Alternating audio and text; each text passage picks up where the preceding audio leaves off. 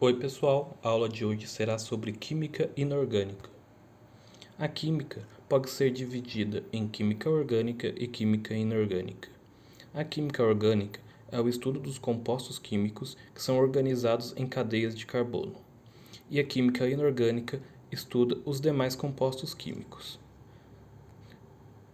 Cerca de 95% das substâncias presentes na Terra são formadas por compostos inorgânicos.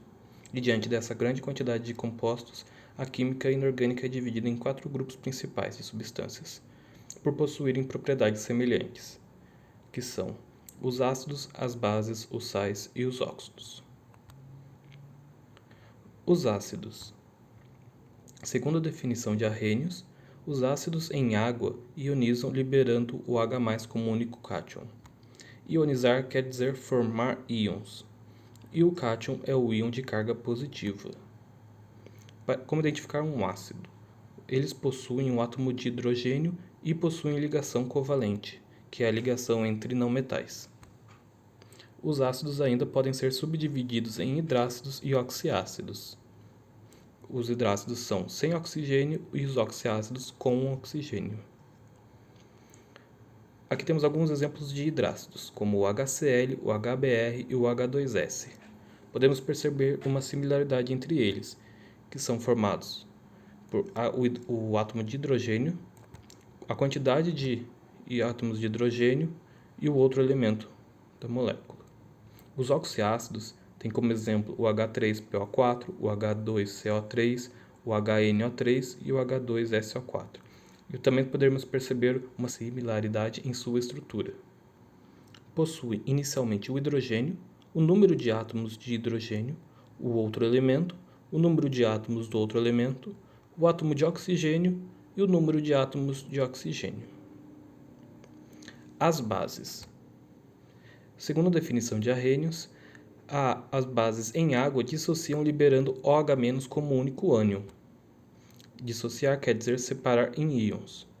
E o ânion é o íon de carga negativa. Para identificar uma base, elas possuem o íon hidroxila, que é formada pelo átomo de oxigênio e um átomo de hidrogênio, e possuem ligação iônica, que é a ligação entre não metais e metais, com exceção do hidróxido de amônio, que não possui ligação iônica. Como exemplos de base temos o KOH, o NaOH e o CaOH2. Podemos perceber uma similaridade em sua estrutura, que é um metal com oxigênio e o hidrogênio, ou até um metal, a hidroxila e o número de moléculas de hidroxila presentes, com exceção do hidróxido de amônio, que não possui metal em sua composição. Os sais. Também seguindo a definição de Arrhenius, os sais em água dissociam liberando um cátion diferente de H+, e pelo menos um ânion diferente de OH-. Lembrando que dissociar quer dizer separar em íons, o cátion é o íon de carga positiva e o ânion é um íon de carga negativa. Os sais são resultados na neutralização de um ácido com uma base. Por isso são constituídos por cátions originados de uma base e ânions originados de um ácido.